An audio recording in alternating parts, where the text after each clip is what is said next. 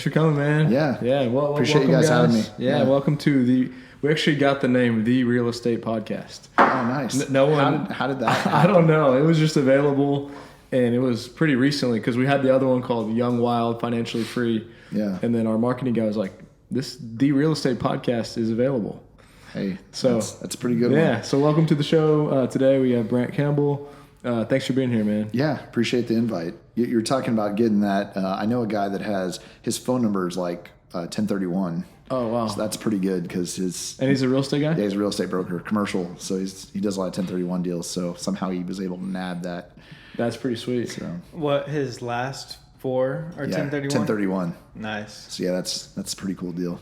That is good. Well, appreciate you coming, man. Yeah, thanks for the invite. Yeah, so we're pretty easygoing. We would love to dive into some stuff about Austin real estate and what you're seeing. Sure. But before we get there, if you don't mind, maybe kind of just tell us a little bit about your background. Sure. And I know you've been in the real estate business for a long time, and how you got to where you're at today. In a good way. I mean, you were. So I had done residential for 3 years before I started working with you, and then. Sure. That was probably 6-7 years ago, and I was. Well, he was saying that you guys grew up together and that you went to high school, graduated like 2012 or something like that. Yeah. Well, I had a son in 2014 that graduated from Cedar Ridge. So yeah, I've been around a little while. Yeah, so. Matt's a few years older. You were what, 09? Yeah, 09. All this gray is starting to fill in. So. Hey, that's you got some wisdom though. You've been doing it and very seriously and for a wisdom long time. and BS. So yeah, so you just want to know a little bit about background. Yeah, if you don't mind. Well, I'm from Austin. I graduated from Bowie High School in 1994. I went to A&M and did a couple of victory laps, so it took me a little while to get out of there. But I graduated December '99, class of '98, but graduated December '99. Moved to Dallas for a couple of years. It wasn't really a good fit for me in Dallas. I didn't know anybody and spent about 2 years kind of floundering in jobs and just couldn't seem to get any grasp on any good why jobs. Dallas? My wife has a mechanical engineering degree from A&M. Okay. We met at A&M. She got offered a job, and so we followed kind of her job to Dallas. And I thought, well, I'll be able to find something there. And it was like the .com bust time. So, a lot of companies in Dallas were scaling back and not hiring. So it's pretty tough to find jobs at the time. Just kind of worked some like different types of sales gigs. And then in kind of late 2002, Darren Quick, who we both own properties in downtown Round Rock that our families have had for generations. My mom's from Round Rock originally. Okay. Good properties too. I know some of them. They're pretty solid. Yeah, it's nice stuff. Well, they are now. When we got a hold of them, the properties were $30,000. We're big believers. We just bought our small little duplex office right there on Anderson. Yeah. And I look at that area and I only see so much potential. Well, so I've been the last like 3 or 4 years, I've been selling houses down there. So later in the podcast, if you want to talk about that, I can go over that kind of stuff in downtown Round Rock because it's really changed a lot. And it's going to become kind of I think a bell cow area for development and change in a positive way. But so anyway, we were living in Dallas, and I was renting the house that I owned here in the Round Rock area. And Darren Quick and I had known each other because he's also an Aggie. His girlfriend and him and my girlfriend and myself, we had gone to some football games. They ended up being our wives eventually. We'd gone to some football games to see A&M. Like we went and saw A&M play Pitt when it was at Pittsburgh a few years back before like 2002. And he said, hey, I know you're not really digging Dallas. Would you guys be interested in maybe moving back down here and coming to work in real estate? So that was kind of like November, December of 2002. And at the time I was like, I don't know anything about real estate. And so he said, well, it's just me and my mom and dad, and we'll train you.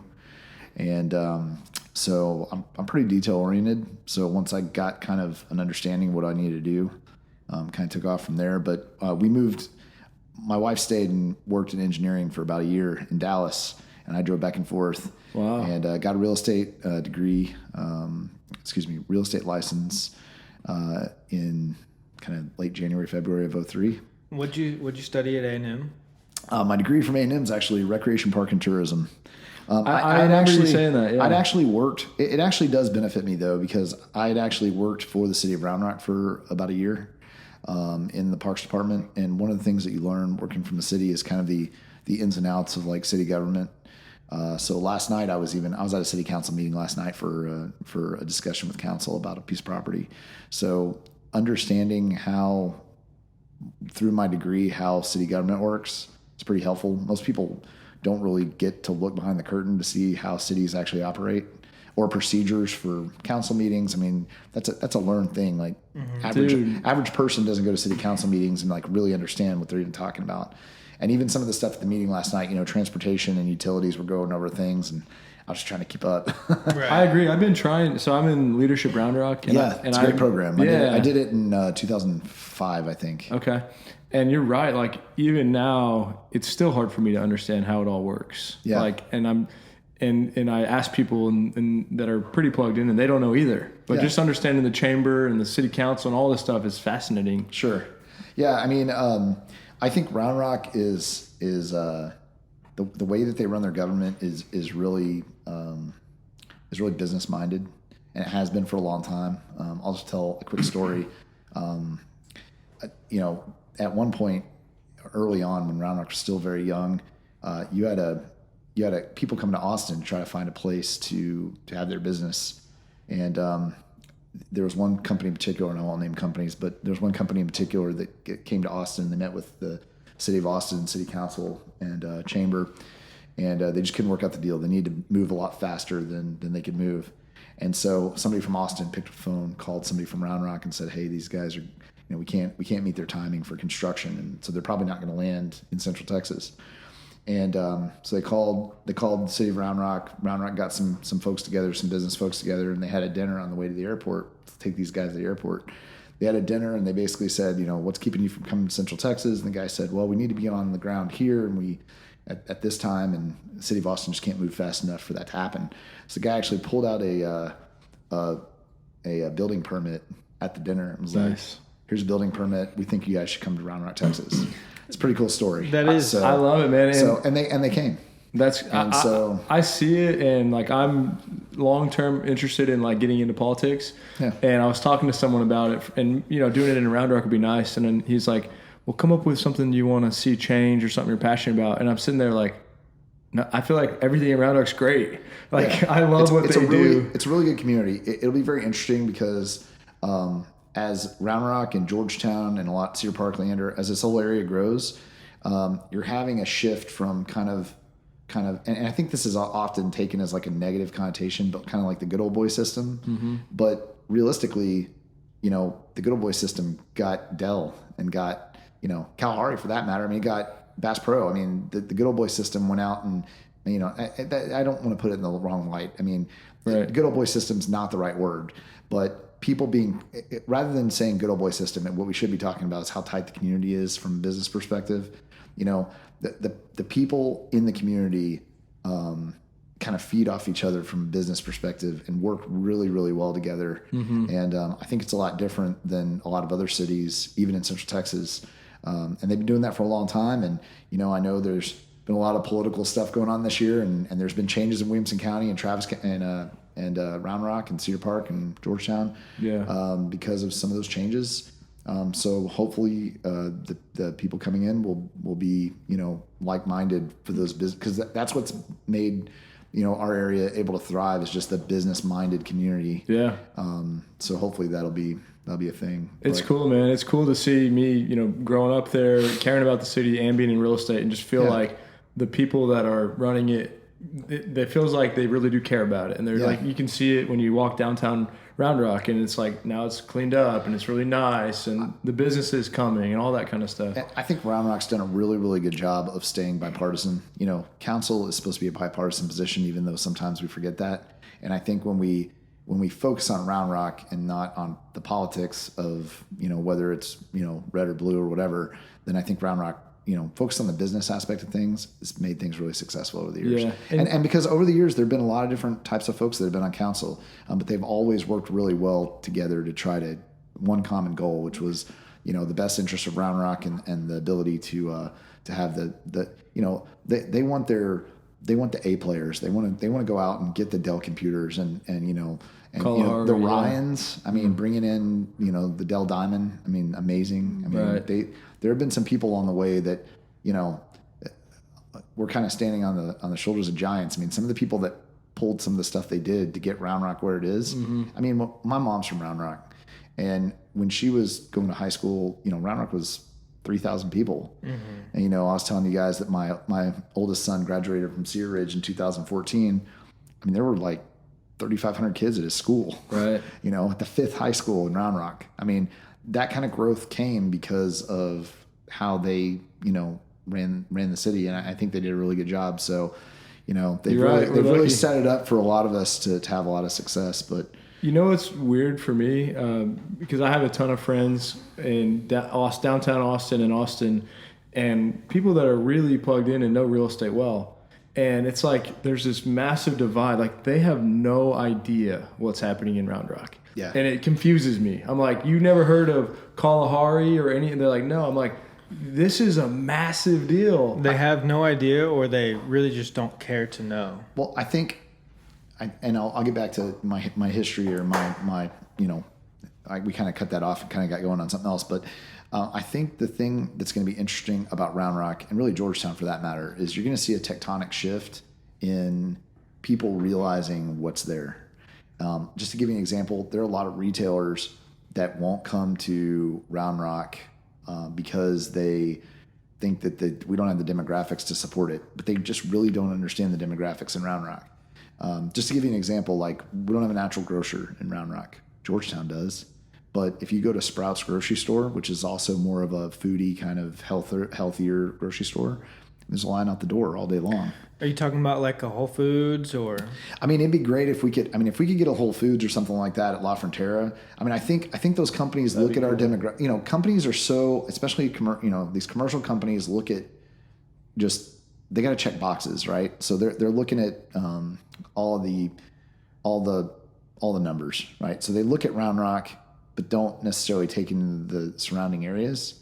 Like for example, I'm not sure that Brushy Creek mud falls into their demographics. It probably falls into Austin, like Cat Hollow area, instead of falling into the city of Round Rock. Well, I mean, if you take that whole group into consideration, and a lot of those people are probably coming down 620 to shop at H-E-B and Sprouts, I would bet the demographics are probably there. So for sure. I mean, Brushy Creek. I mean, we own a house in Brushy Creek, and I consider it Round Rock. Address is Austin. Yeah. It doesn't make sense to me that's Austin right there. And the restaurant numbers, at least from what I remember, like Jack Allen's and such, those numbers, from what I understand, did better than anywhere in Austin. Yeah, and people just don't really understand, like just going to your point about restaurants. I'm sorry, I didn't mean to cut you off, but no, you're good. Going to your point about restaurants, like Round Rock is a restaurant entertainment community. Like people go home, like people tonight will go home on a Friday night, even in a COVID moment, and they're going to go out to eat. And one of the things I'd really like to see in the evolution of Round Rock is, and I feel like we've just gotten off talking about Round Rock. I know, hey, it's all right. One of the things I'd like to see in the evolution of Round Rock is, I love Mexican food and I love barbecue and I love pizza, but there's probably so many other different types of cuisines that Round Rock would support if we could get them to come to the Round Rock area. And we have a place. Let's see. I'm trying to think what the name of it is. I know the name, but I'm trying to think the type of food. Excuse me for doing this, but you're good, man. Hey, there's a place that we put into a space on North Maze, and it's called Little Mama's Restaurant. Not a lot of people know about it, so I'll give them a little plug. It's Filipino. And everybody I know that's eaten there loves it, but people don't really know where it is. It's right on 2021 North Maze, so it's up kind of behind the Dollar Theater or Toyota up there. Yeah. And it's just a little small restaurant. People don't really know it's there, but it's a dang good little restaurant. And then over on 79 on the way to Kalahari at Sunrise, there is a Cuban bakery. I bet a lot of people don't even know it's there. Yep, I know that one. I didn't know about either of these. It's really good. If you like Cuban sandwiches or you like pastries, then I would highly suggest. And I'm giving them plugs, I guess, but I have no affiliation. I just think they're really good restaurants. Round Rock's got a little, diversity. They've got those, and the Cuban bakery's been there for a while. Oh, a long time. What about it's excellent. Nobody ever talks about Deckhands. That place is. They're rebuilding, and they're doing something. I mean, they're freaking packed all the time, and in my opinion, that's a horrible restaurant location. Yeah. Based on what I used to study. But it goes to what you're saying. Well, like there's people go to demand. quality though, right? If you offer a good product, people are going to come find you. Right. So I mean, I don't think people really understand. I mean, Georgetown to a certain extent. I mean, it's changing faster. It's the county seat. You got a lot of stuff in Georgetown that are you have Wildfire and some other really good restaurants there on the square, and that kind of helps them have a Georgetown has a proper square. Round Rock has its downtown, which is becoming amazing, and we'll go into all that if you'll want to, because I know some cool projects that are coming. But it doesn't have like a square, and I think that's what they've tried to do with the water tower in Round Rock. Try to give it more of a sense of place. Mm-hmm. There you go. Going back to my recreation park and tourism degree, my 401 professor would be proud. But yeah, the diversity in Round Rock's really strong, and I mean, I want to be careful. I'm not asking a bunch of national retailers to come in and make it like every other city, but we do have. I go to ICSC every single year, International Council for Shopping Centers. They didn't have it this year because of COVID, but there's a conference every single year, and you get people from all over the world. I'm talking like 50, 60,000 people. Yeah, I've gone 4 times. And you meet with retailers there, and they just don't put Round Rock on the map. It just kind of gets missed. But I think it's coming. I think that, there's a lot of projects going on in Round Rock that are going to put Round Rock more on the forefront. Yeah, I agree. And yeah, I mean, we all love Round Rock, and it's like, when you say I think, it's like, to me, it's like, I know it's coming. It's just like, I don't really care if other people want to do that or not. Like, we're trying to buy as much as we can because we see it. It's so obvious. All these things you're saying, I mean, this is a great place. Well, yeah, it is. And I mean, it's a good quality of life, good school districts, good, parks. We do a fantastic job with our parks, and just generally a great community. And I didn't mean to just get off on Round Rock, but I live there. I live there, and I'm a huge champion for Round Rock. Me too. And I think it's a great community, and I think people don't really understand what it is. I mean, people think Austin. I did see a statistic last year. They were talking about how you guys. I'm curious to see if you guys know this. So the number. Where would you? All these people are moving here. Where would you think the number one place is that people are moving to Williamson County from? From? Number one state? Just number one place. Number one place. Is it Austin? It's Austin. Yeah. So here's my I would have never said that. So here's my theory on that. I think what happens is a lot of people hear about Austin, how cool it is and how funky it is, and they want to move to that type of environment. So I think that's a kind of a skewed statistic that Round Rock has more, or Williamson County has people moving from Austin. I think what happens is they move to Austin from wherever they're from. Maybe they move from California, and they move here looking for things to be less expensive. And they get to Austin, and they figure out that maybe it's not as inexpensive as I thought. But then they find Round Rock or they find Georgetown, and they can buy a 3-bedroom, 4-bedroom house for $400,000 to $600,000. And maybe they lived in Austin for a couple of years, but then figured out they want to be somewhere else, so they're moving from Austin to Williamson County. That's just my theory. I don't know if that's right. No, it's probably true. And even people who live in Austin and have lived there for a long time, it's like, hey, let's flight to the cash suburbs. out. Let's go to Round Rock, and I mean, because it's crazy. We were talking about that yesterday. How I'm sure a lot of people don't want to live in Austin as this huge big thriving city. They want a little quieter. They want to. It's surreal to go down there. I mean, I grew up off Enfield for a while, and then lived in Eanes for a while, and then graduated from Bowie High School. So I kind of did the central, west, and south thing. And I go central, west, and south, and I don't even recognize a lot. It's like surreal. It's like living in a different place. Well, Matt, you went to A&M, right? Yep. So, Kyle Field's completely remodeled. Mm-hmm. So I go back to a football game and I don't even recognize it anymore, right? It's just some kind of new place, right? Mm-hmm. Same thing with Austin. You go down there and, it sounds like I'm complaining. I mean, I've sold some things in downtown Austin that have changed Austin a lot. And so, I'm just as guilty as everybody else, I guess, but it's just changed so much from the Austin of my childhood. For good and for bad. I mean, there's good things that have happened that have made Austin really amazing. And there's things that we've lost culturally that are really sad to see go, but that's just kind of the evolution of the city. It doesn't sound like you're complaining. And I mean, even growing up in Round Rock, things have changed a lot over the last 26 years, but it's kind of hard to take a picture of what it looked like back then versus what it is now, just because of the incremental change over the years. Yeah. Everything's still the same for the most part. Like 7-Eleven on McNeil and Round Rock Old West. Downtown Round Rock was just juniors.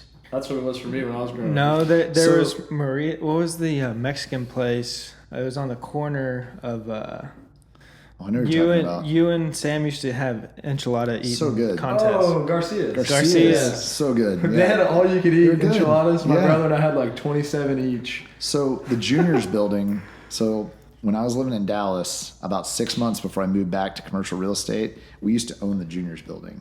And my aunt, that was during the .com bust. My aunt had a bunch of Dell stock, and it wasn't doing well, and so they wanted to sell the building. And so I had the opportunity to buy half that building. My mom and dad owned the other half, but I didn't have any money, so I couldn't make it happen. So they decided to sell the building. I think they sold that building for like $80,000, which makes me just my stomach turn. That was in 2003. And those buildings. Now it had to be completely remodeled. I mean, it was in rough shape, probably had asbestos and all kinds of other stuff that they cleaned up out of there. But that was actually originally that was O.A. Voigt Plumbing, and my great grandfather ran a plumbing company. And not to give another shout out, but that actually has evolved through a couple of different iterations. And now that plumbing company is now Mark's Pumps in like Georgetown, Weir or Wahlberg area. Mm-hmm. But yeah, he ran it out of there. And if you go by that building, the juniors building, which is now what's it called now? It's Michelle Lee's. I can't believe I'm blanking on that.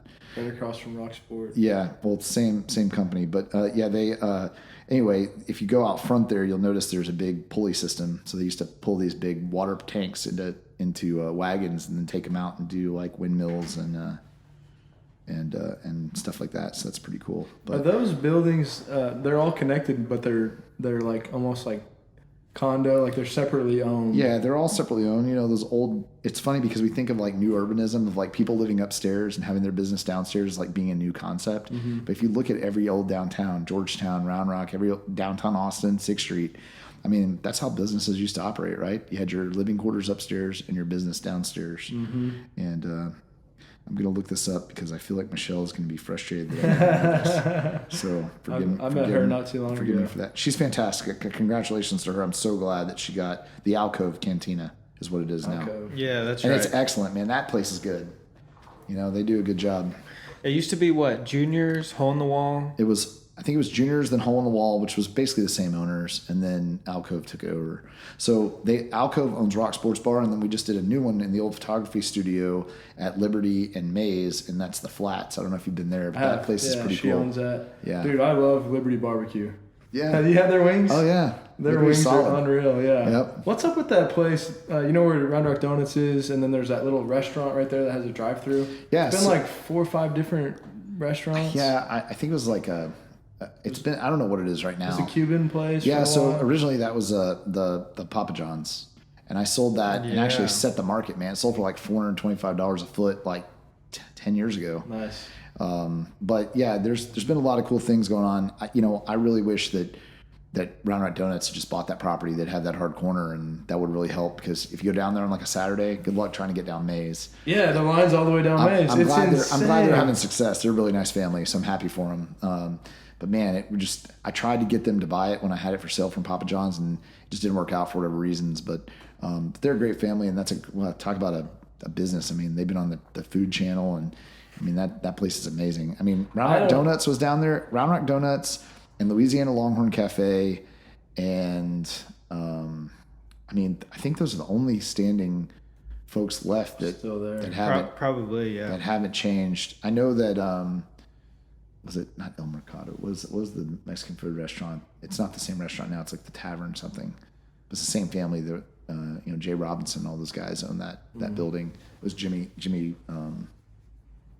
Jacobs. I don't know. I can't think of what it is now, but yeah. So I guess we kind of shifted away from me telling you what I was doing. Let's get back into that. I just want to touch on something that I like saying it because I always talk about it. Is like, I feel as if, Round Rock, Austin, all of these, like, I look at them as the same for me and being in real estate. Like, I love the growth. And I'm saying, hey, this is Opportunity City. Yeah. It's like there's, we talked about to a guy yesterday that's about as plugged in as you are in Round Rock, but in Dripping Springs. And he's telling us all the stuff that's happening there. We're like, it's happening everywhere. Cedar Park, Pflugerville, Round Rock, Georgetown, Kyle. I mean, it's just like opportunities everywhere, and we're so blessed to be here. I mean, absolutely. I mean, I think it's I mean, from a real estate broker perspective, absolutely, we're all blessed. I mean, it's tons of growth, and it's a great industry. I think the one interesting thing, I kind of lost my train of thought there, but yeah, with like you saying all those areas are growing. I know at one point there was like 170 people a day moving into the Austin MSA. I'd be interested to see what those numbers look like now, because I feel like with this COVID moment, we're having more people moving here. Oh yeah, that are leaving other places that are still shut down. For sure. Didn't you say the numbers like 2 something just to Austin every day now? Yeah, I think so. Over 2 now. I mean, we're dealing with folks that are, California, New York, Michigan. I've obviously talked to a lot of people from Michigan because I think their state's still pretty well closed down. Yeah. Not to talk too much about COVID, but we had a guy that moved here from California because they were saying that they were all shut down. He shut down his business in California. He's in the semiconductor industry, and Samsung was one of his clients, and moved to Austin, leased like 8,000 square foot building. He moved like 4 or 5 employees here. He put like $200,000 of electrical into this guy's building, even as a tenant, and he was back open in like a month and a half. Wow. But I mean, he couldn't afford to be closed down in California. And so the fact that other places were closed down and we opened things up earlier created a situation where people just decided, hey, we're going to Texas. So that's a lot of people. Yeah, you'll like this. Have you heard of the Crossover in Cedar Park by chance? Crossover. It's like a massive hybrid sports complex. There's indoor hockey and okay. So not a lot of people I've heard of it, but I don't know much about it. So they didn't market it very well on purpose. They were trying to do like a kind of a soft opening deal. Yeah. COVID hit, and then they were kind of screwed. But we met this guy, Eric Peretti, who developed it, and we went there, and like, first of all, it was like indoor hockey rink, and there was like all these Dallas Cowboy cheerleaders like skating around, and we were like, what is going on? And he's like, this is this whole dance crew. They all come here, and they had people coming in from LA, from New York, and they were saying, and this was just like one tenant of this building. We met the guy that owned that, and he's like, we used to have everyone come in and we'd go out to LA and New York and all this stuff. Now we just go around Austin. And it's like this little simple thing, but it's like a whole new industry of people that are growing and coming here. And I was like, man, it's just another little thing that's just blowing up. Well, I mean, and on top of that, with Tesla and Apple and the suppliers that are going to come in to support them. I mean, I was on an industrial call a little while back, and I do a lot of industrial leasing and sales. And they were just talking about how Austin's probably going to continue to grow industrially, because if you compare Austin to the other major cities like San Antonio, Houston, Dallas, Fort Worth, I mean we're much smaller, and we have a lot less inventory, so that's probably going to be increased. Like we're going to have a lot of people moving in here. They're going to support Tesla, going to support Apple, and those smaller businesses are going to need places to go. So it's going to be really interesting, because I think even in a COVID moment, if I had to estimate, we were running like high occupancy in industrial before COVID happened. I want to say we were running like in the high 90s. I'll bet we're still in the 90 percentile in occupancy in industrial. Right. So we're going to have to figure out where we're going to put these folks. So I think you'll continue to see industrial products. My guess would be that it's probably going to move on the eastern corridor, like 130, Manor, Elgin. Well, 130 is really undeveloped. Yeah. So when they built 130, they did it quickly, and they didn't get water. I wish they had worked like some inter-city agreements together to get water and wastewater lines out to 130. I think you'd see a lot more growth out there. Even with the Hutto 400 that's there right in the heart of Hutto, it's taken time for that property to develop on that southwest corner of 685 and 79. I remember going to ICSC and meeting with the guys that originally owned that. That's probably been 10 years. I mean, that project could have been completely done, but it just takes time to get all the utilities in place. And you're talking about smaller communities with Hutto and Pflugerville and smaller budgets, and trying to get utilities in place to be able to service big industrial boxes or offices or apartment complexes or retail. Just takes so long to like get that stuff in place. Why do you think they didn't do that? I don't pretend to be an expert on the toll. I think my understanding is that the toll was put in instead of doing like a bond, a state bond or something like that. The toll was a private entity In fact, I think it was a group out of Mexico. They're like, let's get these tolls as quickly as we possibly can. I'm not sure it was that. I think it was more like they got like a 50-year lease, or they got a long-term lease on it from the state, and they did the improvements, and then they got the revenue for a certain amount of time, and then eventually those roads will revert back to the state. That's my understanding. Got it. Now, it's been a long time since I've really looked at any of that, but to your point, I think that's right. I think since it was a long-term lease deal, they were trying to get that road in place so that they could start generating revenue because they had this long lease. And I'm sure the cost of that from Georgetown to Buda, I'm sure that it was significant, right? So they had to start getting revenue coming in. But I think it's a good system. I mean, it's a pay-as-you-go system, right? I mean, if you don't use it, you don't pay for it. So I like those kind of projects versus, some of the other projects we have going on sometimes. And it's nice too when I-35 is completely backed up all the time. It is. Well, nice. okay, so I drive a diesel, right? So if I'm going to go drive to Buda and I-35's got a bunch of stoppage downtown and I got to sit in my diesel and just let it run, I can pay a toll of like $4 or $5. I mean, it's going to cost me the same as a couple of gallons of diesel. So, depending on when you catch it, if you're on the toll, it might cost you the same as sitting in traffic. So why sit in traffic when you can just grab the toll road and shoot down there? Right. Well, and I'm sure they already are, expanding the toll road because the toll road gets backed up too. And then when the toll road gets backed up, it's bad. Yeah. I think you'll see more projects out there though. I mean, like, have y'all been out to the Tesla site and seen that? Yeah. I mean, man, they're moving fast. And, I'm sure all of that was teed up before they finalized You everything. want to hear a cool story? Yeah, So sure. we have a call 4 times a week with our team. And Terry Mitchell, he's a developer in Austin, pretty big time developer, came on and was talking to our team. And he starts talking about, I've got this, we had this project along the Colorado River, a couple million square feet retail, 1,000 homes, blah, blah, blah. And we're getting it entitled and we're going to go to zoning and all this stuff. And someone said, hey, wait, I got some guys you want to talk to. And he said, we ended up selling this property to an automobile manufacturer. And he just keeps talking. I'm like, wait a minute, did you sell that land to Tesla? And he's like, yeah, we did. And so then what he told me was they signed the contract at like 9:45 at night. And this was like a 5-month process of negotiating this contract. Sure. At 10 o'clock that same night, no closing, just signed contract, they're moving dirt. Yeah. And he had people calling him like, what the hell is going on? And they're like, we're closing. Yeah. And so I don't know if that's normal with a big business like that, but they were ready to go. So if you want, I have this really interesting video on Tesla that I'll be happy to share with y'all. And y'all can put it up on whatever y'all get stuff up on. But the efficiency of Tesla is ridiculous. And if you watch this video, it kind of lays out how efficient they are. And I don't pretend to be any expert in the automotive industry at all, clearly. But they talk about how the efficiency and the cost of the way they do things, like building the Cybertruck and the cost of building that versus building, say, like an F-150. I mean, you're talking about like half or a third of the cost because of their system and how they like do that. So one thing that I think is going to be really interesting, and I think, so my theory is they could have gone to Tulsa, but who wants to say, come buy a truck that was made in Tulsa? You want to say, come buy a truck that's an electric truck that you're buying and it's made in Texas. Right? I mean, if you get Texas on board with buying your electric trucks, they're gonna sell it to the rest of the world, right? I mean, is there any more place that's truck oriented than Texas? Probably not. Maybe Wyoming and Montana. I mean, there's a big truck like farm and ranch areas.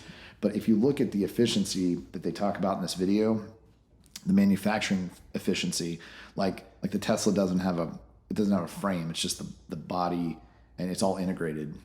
And so, the cost of not having to build a frame to set everything on. I mean, just that alone, or having it be cool. The metal instead of having a paint booth. Having a paint booth for an automotive factory is just huge dollars.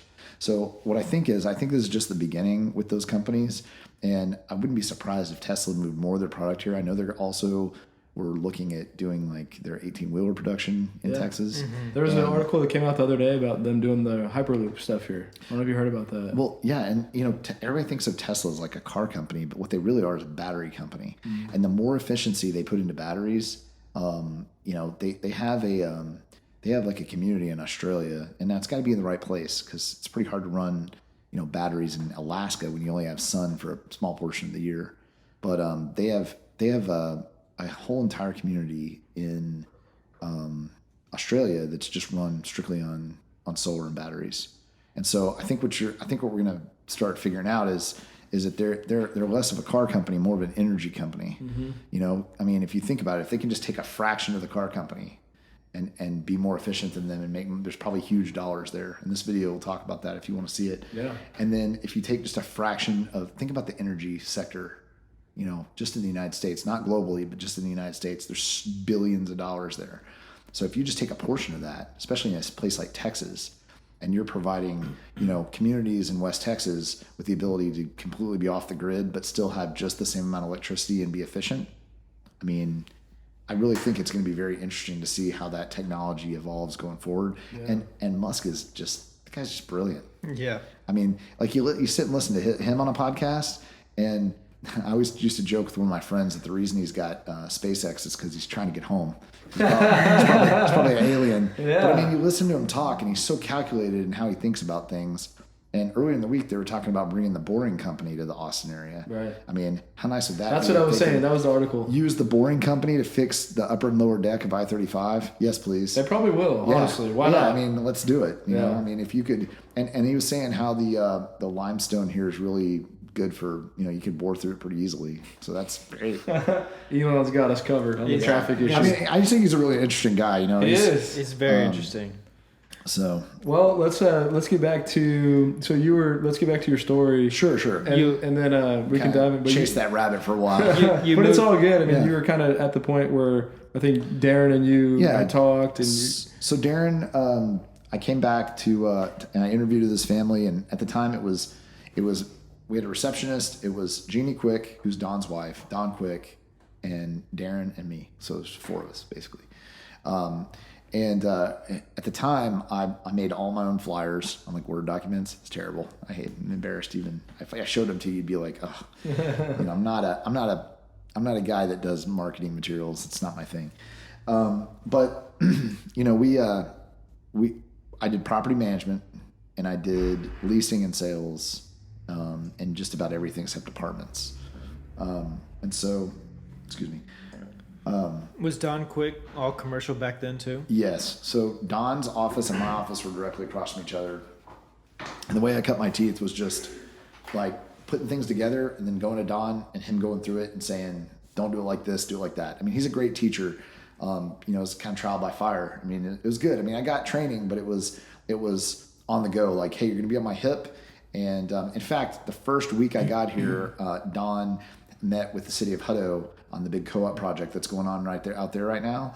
And the co-op was closing down because they just didn't need it anymore. And the granary and the co-op are moving, I guess, to Taylor because it was starting to become less rural because all the growth in Hutto. And so Don brokered the deal of selling the gin and the granary to the city of Hutto, which is now becoming that Hutto project where they have City Hall. I think there's going to be a Flick's Brew House there and a bunch of mixed-use retail. So it's kind of crazy that after 17, 18 years, we're seeing the spoils of that. Just that one meeting that I went to was pretty interesting. But yeah, I would be on Don's hip, I'd be on Darren's hip, and just kind of learn different marketing and sales techniques from those guys. And then after a while, you just kind of get to the point where you're like, what works for me? And you kind of find your own groove, and then you just kind of go after it. And I don't want to leave out really good clients that I had too. I had clients that had hundreds of millions of dollars, and I think when you're smart, you find people to guide you wherever you can. And so when you're new, I'm telling you, for like the first 2 years in this business, I was like, geez, any minute people are going to figure out I have no idea what I'm doing, because I was just totally green. And I think that happens a lot with younger professionals. They're nervous about that. So, my dad always just say, better to, what is it? Better to be thought a fool than open your mouth and remove all doubt. So which is hard for me because I talk a lot. But at the time, I just had to be quiet and listen to how they were doing things and then try to figure out what I wanted to do. But yeah, I mean, I had a lot of clients that had a lot more commercial real. You deal with commercial real estate, you're dealing with business people, and they didn't get to have $100 million by being bad business people. So accountants and people that were investors, you just kind of paid attention to kind of how they were doing things, and you learn negotiation techniques and you just kind of figure it out. It's one of those things where you just be careful not to make mistakes, because mistakes in commercial real estate can cost you a lot. It's easy to make mistakes. So, if you want to be in commercial real estate, you got to be really, you can only do that. I mean, it's really hard to do both. I mean, some people do it really, really well. If they understand it, it's fine. But like I don't really do much residential stuff because I don't really keep up with all the rules. In fact, I had Broker Responsibility 2 yesterday, and it's really hard to take that class because almost none of it. I mean, it's applicable to me, but it's not like I'm not using a lot of that stuff on a daily basis.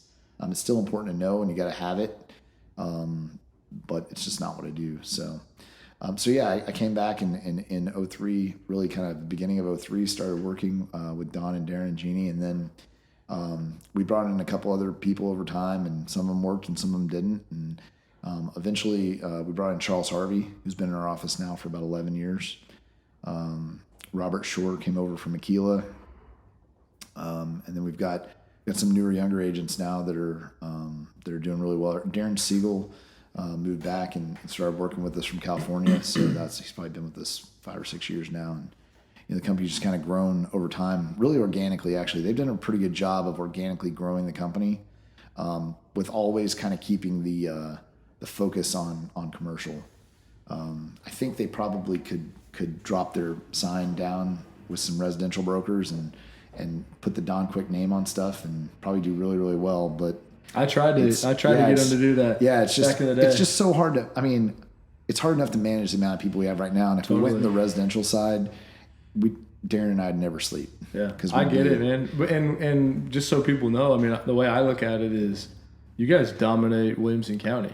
Like, I feel like we do a pretty good job. I mean, I don't see many other signs. If we focus on our attitude is, if we focus on our customers, then we're going to have success. Right. If you put the customer first, which is what we've done a really good job of doing for the last 50 years, then, you're going to have success. Mm-hmm. It may not always benefit you, but that's okay. It's not supposed to. You're supposed to be taking care of your customers. Sure. Don used to say all the time, the thing about not doing the residential stuff is, if you're a squirrel, you can only pick up so many nuts. Like, you can't pick them all up. Mm-hmm. And so you got to do what you know and do what you know that you're the best at. So yeah, I totally get it. And I don't know if you know this, but Don sat down with me for an hour every day for 6 months. Yeah. At 7 a.m. And I'm sure that was so valuable. And I've done that with other agents now in our office. I'm a broker at the office, and Darren's a broker at the office, and that's just. And this would be good to hear from you, because I talk to people all the time about, like, you got to just go out and get out and do it, and nothing's going to be given to you. I had to ask Don to do that, but at the same time, Don apparently saw something in me that I proved to him, and you'll teach people and help them, but they have to, like, show you promise and add you value to get to that spot, right? Well, yeah. I mean, I'll help anybody with anything.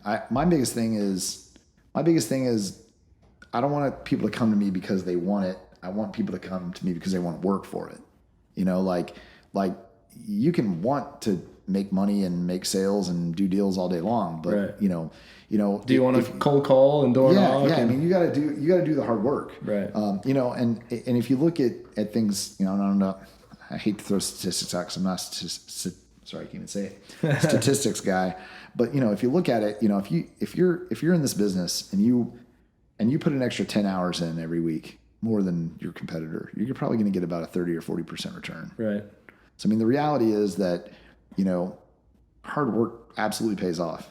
I mean, I'm probably not the smartest guy out there, and there's probably guys that are making, working for these massive, huge, global national shops. But, you can go out and grind it out and work hard. I mean, one of the things that's interesting about me is I not that y'all want to just know about me, but I had to go the junior college route to get into A&M. And I did not do very well in high school. And so I had to really work hard in order to get to where my goal was, which was to go to the university I wanted to go to. And so, what it did teach me, though, was how hard I could work, and that's part of what, college isn't just about school. It's about kind of figuring yourself out, and the education part is important, but there's other parts to it. So that's probably the best thing I got out of it, just figuring out how hard I can work. And, I got 4 boys, and I tell them all the time, I'm like, you can be the smartest guy in the room, but you're going to get outworked. If you're not putting everything you have into it, somebody will outwork you, even if they aren't as intelligent as you are. I agree. But if you can put the two together and you put intelligence together with hard work, then you can really have a lot of success. I totally agree, man. And people always they're like, I'm not going to go cold call in these areas. Austin's too hot. There's no deals. I'm like, No, it's No, like there's deals. who's waking up at 7 a.m. and cold calling for 8 hours a day? Nobody. If you are doing that, you'll find the deals. You get about a 3% return. So if you get up and you cold call every single day, you're going to get about 3% return. Yeah. You know, that doesn't sound like a high percentage, but that's probably adds up to be a lot of money by the end of the year. Right. And, well, when you're cold calling $100 million clients, it's a good percentage. Well, you know, I do a lot of, I'll do cold calling. I'll do a lot of, I'm still somebody that just, you got to pay attention too. Like you watch, pay attention to properties that are, why has that been sitting there for 4 or 5 months and there's no sign on it? And then you got to do your homework and you got to figure out who has it. I mean, I still do that a lot to this day. Just try to figure out is this something that this person might really want to sell? Just to give you an example, there's an old La Petite on Sam Bass. Yeah. It's now Kanga Roofing and Koala Cooling. Scott and Stacy own that Yeah, I know now. them. Yeah. Yeah, you know them? Okay, so that building was an old La Petite that had a bad roof. And it was just sitting there for years and years and years, like 2 or 3 years. Like I would take my kids to school and I would drive down Sam Bass. And I just drove by it constantly. And so I finally just started trying to figure out what it was. Well, there was a trustee in like Chicago. And it was owned by a family, but they weren't really paying attention to it. And it was, what they wanted was to, release it, but they had La Petite in there at a cap rate that they weren't going to achieve again. So at the end of the day, they decided they wanted to sell it. But, it took me about 3 or 4 months to figure out, put all the pieces together and figure out who had control of the asset. And then once I figured that out, I got the listing, and then it took about 2 years to sell it. It wasn't easy because there was damage to the building, but it had a bad roof.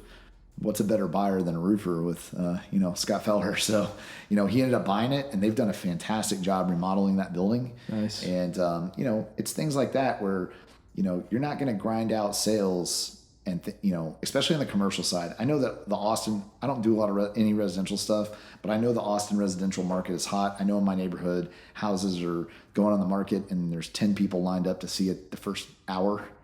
And so I know that the residential market's very much like that. But like on the commercial side, it might take you 4 years to get a deal done. Right. So, you always got to be putting stuff in your pipeline and really understanding where the market is, at least your aspect of the market. Like, I'm not sure I could sit here and tell you, all the Austin MSA, all the deals that are going on, because there's so many things going on. But, within your own wheelhouse, if you can understand where you can make money and where you can make deals and when to work hard and when to take a break, Yeah. That's really how you're going to have success. Yep. You're totally right about that.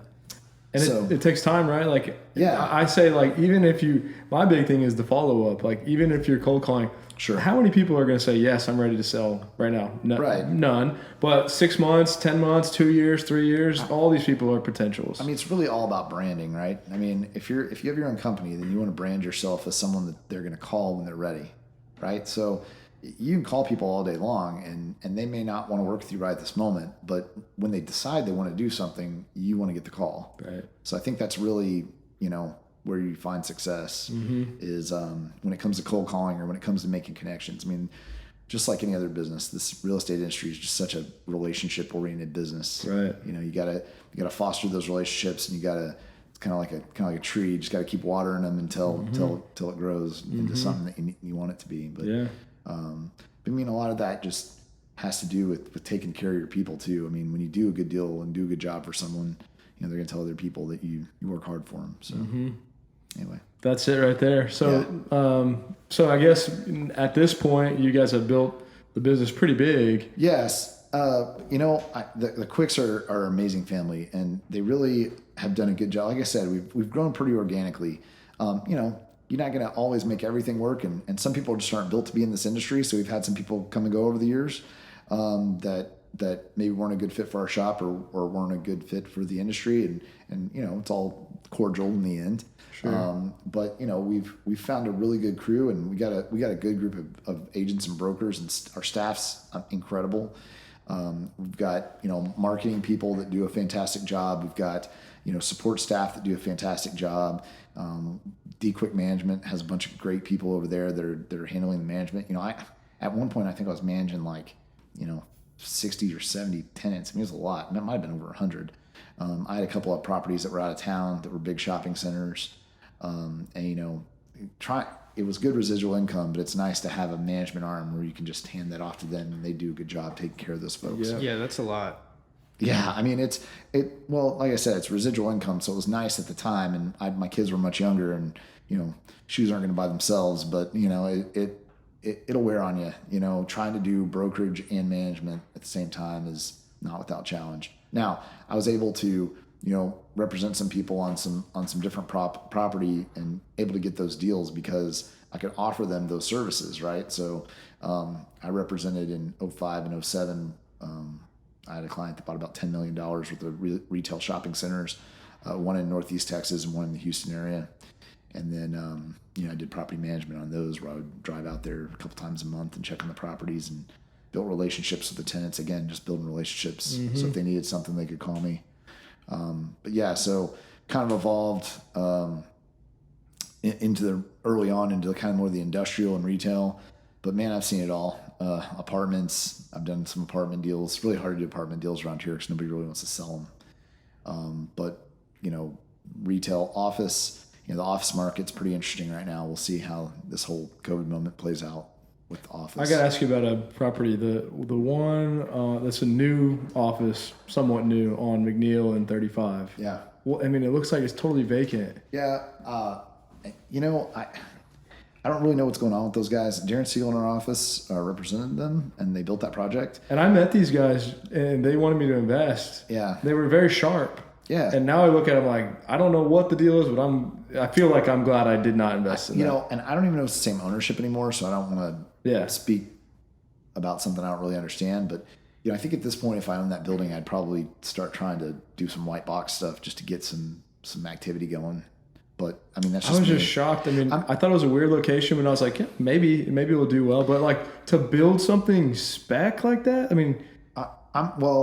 Round Rock needed the office at the time, but now it's kind of a weird moment for that. But right. I think that what I tell all owners that are looking at new projects is I think it's hard because the cost of construction is so crazy expensive right now on anything. But you really need to bake in to your cost of construction some interior finish out in the event that you're not getting tenants. Retail is a prime example of that. If you're building a retail center and you got 5 units, build one of the units out, white box, bathroom, white box space, so that you can offer that to someone.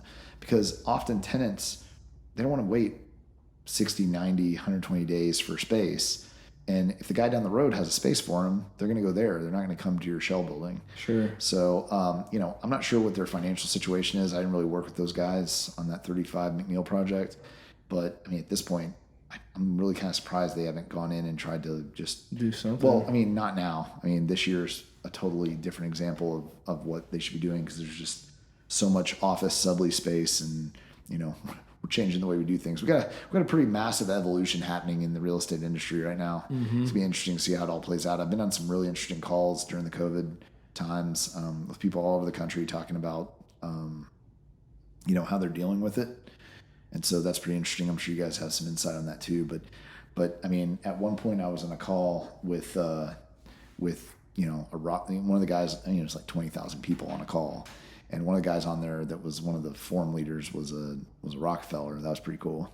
Wow. So you're listening to people give advice that have are been around for centuries. Big time family players, yeah.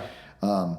It was interesting because one of the things, and I don't know if y'all wanted to talk about this today, but one of the things that was really interesting that they were talking about for people that owned real estate, that owned investment properties, that owned, things where they were having problems. I got this really kind of interesting anecdotal, comment about owning real estate in a bad market. So they were saying, like, even though banks are trying to help people as much as they can, they're still banks, right? So if you're in a moment where you're having problems making your note, you're kind of in open water without a shark cage. But if you're still able to make your note, then you're kind of in the shark cage tank. Mm-hmm. You're still in the water, mm-hmm. but you're protected a little bit. So mm-hmm. Talking about the bad market. Yeah, like if you're in a bad market and you can't make your note payment, you're out there. You're in open water with the sharks. I mean, even if your banker is your best friend, I mean, he's got a job to do and he's got to do what he has to do based on your note, right? Banker's your best friend till they're not. Right. And so never trust a banker. I got a lot of banker friends. They're good guys. It's just that like I have to do what I have to do in my industry. They have to do what they have to do in their industry.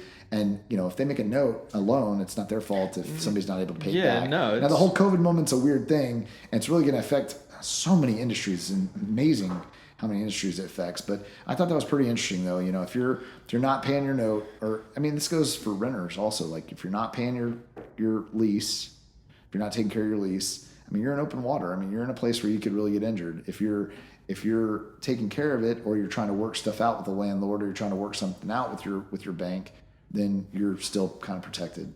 Now, the flip side of that is, you got to make sure all that's in writing and it's all clear. I've had a number of tenants that need a little bit of help. We gave them a little bit of help, and then they caught up, and then we have a number of tenants that, are still needing some help. So it just kind of depends on where things are, and it'll be interesting to see if we continue to operate or if we're going to close down again. I don't know. I know people are talking about that right now. I'm not really sure that we can, and I'm not sure everybody understands that we may not be able to afford to close down again. You're talking about losing 50 to 65% of your small businesses. Right. I don't know what you do if that happens. It was interesting because I have 4 kids that are adopted, and so I'm on our adoption board. And throughout COVID, we were having to hire a new CEO. That was really difficult. I mean, I was going back and forth to San Antonio. We were doing interviews for CEOs in an attorney's office that overlooked the San Antonio airport. It was like a March time frame, maybe April. We did 5.5 hours worth of interviews, and not one plane took off from the San Antonio airport. Wow. So, I mean, every industry is affected. So I think when it comes to our industry, you just got to, people are just trying to figure their way through it. On one of those calls I was on, they were talking about how the one of the guys had 20 cheesecake factories, and you think when you're an investor, you're like, hey, I got 5 Starbucks, I'm set. But those corporations have monster ability, right? So I guess he had gotten this call from Cheesecake Factory, and they told him, hey, we're not going to pay you rent on any of your buildings, like 20 buildings that are investments. I mean, no courts are open. What are you going to do? I mean, you can't take them to court. You can't really evict them. You wouldn't want to evict them anyway. Mm-hmm. But they were shut down across the country, so they didn't really have a choice because they weren't operating, so they didn't have any revenue coming in. So it was kind of an eye-opening kind of moment for me with real estate investments. I mean, you think you have these stable tenants that are never going to be affected, but there's no such thing. Well, I think it depends the type of tenants, right? And I mean, we were affected a little bit on the residential side. One of our partners affected a little bit on the commercial side. Yeah. But what I love is these types of warehouses, office warehouses. I mean, our construction was shut down a little bit in Austin, not in Round Rock during COVID. But your plumbers, your HVAC guys, sure. Those tenants are going to be there, you know? Well, I think we've been more fortunate than maybe anywhere else in the country. I mean, there's a couple other states that have stayed open pretty well throughout this. We were shut down for a short period of time. South Dakota, Florida's been open pretty quickly. Georgia opened pretty quickly. I think that those states that stayed open, really benefit. They help keep their people in business. Mm-hmm. And so I mean you're right. It's been a really interesting thing. Massive learning experience. I was always trying to buy commercial, and I'm glad I didn't in some ways. But you always hear, because I'm like 20, 30 year mindset with everything. Don't get over leveraged. Don't get over leveraged. All right, I'm good. I'm not over leveraged. And you realize forget about being over leveraged. If nothing's happening, you're screwed no matter what. Yeah, I mean, it's pretty interesting. One of the, even in this moment, the most interesting thing about real estate is you just can't ever really understand everything that can happen. I mean, there's probably something we haven't even thought about right now that could happen. It's going to happen in the future. And it'll happen someday, right? I mean, there were signs for 2008, right? There were signs for 2008. I mean, there were probably signs for the .com bust in 2001, 2002. I mean, everybody had a .com company, right? So this one, I don't think anybody could have predicted this. I mean, no. It's just one of those things where stuff happens and then you got to kind of adjust on the fly. But But it was interesting to be on some of those calls and get some of those older guys' perspectives on downturns. And so I just wanted to share that chart analogy with y'all. I like it. I thought that was pretty cool. Well, I mean, I think I would imagine that you're out in open water without a cage, regardless of whether it's a downturn or not, if you can't make your payment. Yeah, I think his point when he was talking was just like, it was early on in the process. I mean, we're probably talking about March, April, when I was on some of these calls. And I mean, you could see there was going to be problems, right? I mean, you're shut down. There's going to be problems. So I think his point was, as you're trying to like wade your way through this, just be aware that, if you're in open water, like they may be your buddy, but they're not going to have a choice. Like people are going to get eaten. There's sharks out there and there's no cages. Yeah. And I mean, I don't think, banks don't really want to take stuff back. They just want you to take care of your note. They'll just take stuff back if they're in a position where they don't have a choice. So, I mean, I think his point was just, he had been through a bunch of different downturns. And I think his point was just, don't go right now. We were at the infancy of this whole situation with COVID, right? I mean, when I was on these calls, this was like the very beginning. We were shutting down things around the country, and we were only a couple, like weeks or maybe a month or a month and a half into it. There's Easter where it's only going to be shut down through Easter. Yeah.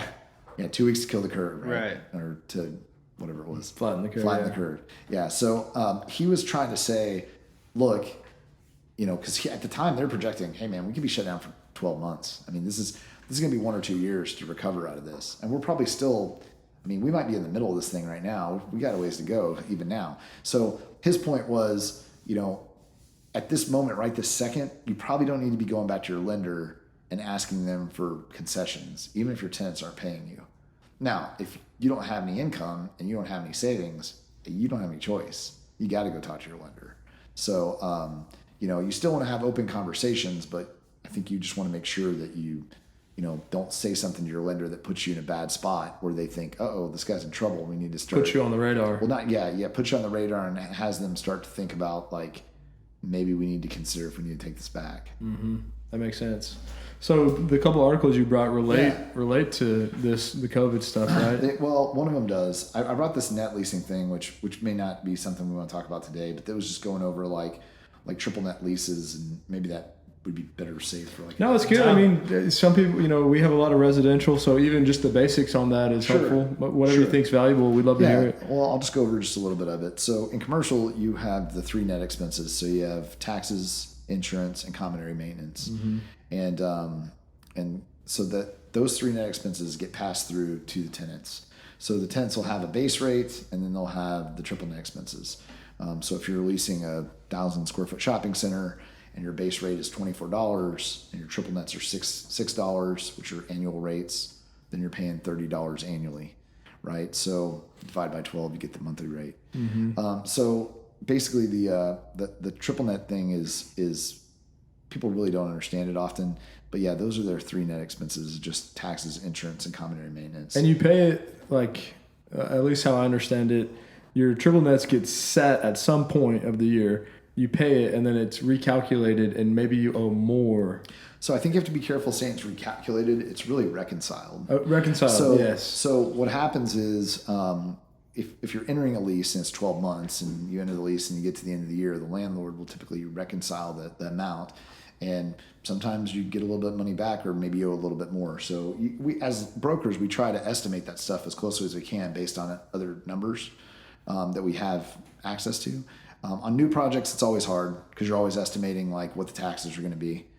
Insurance, you can usually figure out. Taxes are really usually the X factor. Common area maintenance is pretty calculated. And then also too, when you're talking about common area maintenance, we're not talking about the roof, the foundation, the parking out front. It depends on what aspect of depends on your lease. You might be paying into a proportional amount every month for a roof. I mean, roof's typically a capital expense, but commercial is a little bit different from residential, that you can put what you want in the lease, and if everybody agrees to it, then they agree to it. So it might be the landlord would have in there that you're going to pay $35 every month, and that goes to a fund that could eventually replace the roof if they want to do that. But yeah, I mean, typically everything's negotiable in a commercial lease. Why do they do it like that? Is it just because these are variable costs? I mean, Why not just have a set number and you calculate that beforehand? I think it's a variable cost thing. I think that people are, it depends. I mean, with your more experienced investors, they're looking for net investments where all their cost is covered and then they're netting a certain amount annually. Right.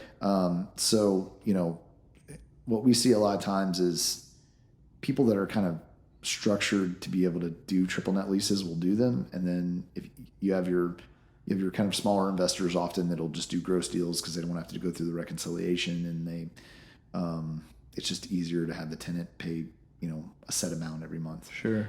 So it really just it just depends on philosophy. But when you start getting up into like dealing with national and corporate tenants, I mean, most all of that stuff's going to be triple net. So like I just use Starbucks as an example. Like they're going to be like a full net deal, and they might even pay the taxes directly.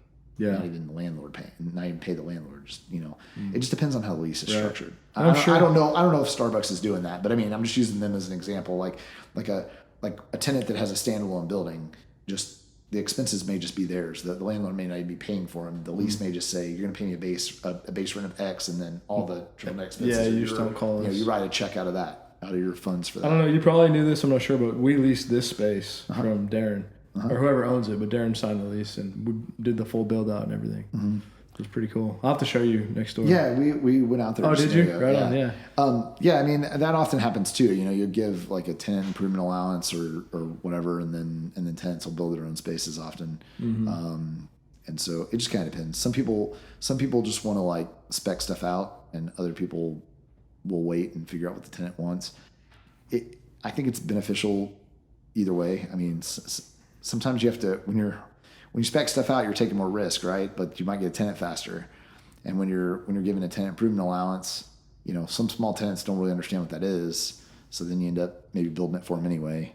But then if you have a shell space, it could end up sitting there for 6 months. Yeah. So, I mean, it's just different philosophies. Different people do different things. Yeah, and like I wish, not even to make more money, but I wish we could do triple net on houses just to understand, just to be able to understand exactly what your investment is. I think the reason it's not in the residential side, and I've got a couple little residential units, I just think it's too hard to explain to a tenant. Yeah. Well, but you can do it in residential if you wanted to. I guess. I mean, it's there. I mean, you got it all baked in the gross rate. Right. It's there. It's just not broken out. But not the expenses part, right? Like. Well, no. I mean, the expenses are usually they're in the gross. They're baked into the gross rental rate. It's just that with the residential side, maybe you have a tenant that is living in a residence that you have and they don't have any education. So if you're trying to explain to them how triple nets work, it's easier just to tell them the rent's $1,500 a month, right? Versus saying the rent's $1,000 a month. Yeah. You got to pay $500 a month, and of that $500, it breaks into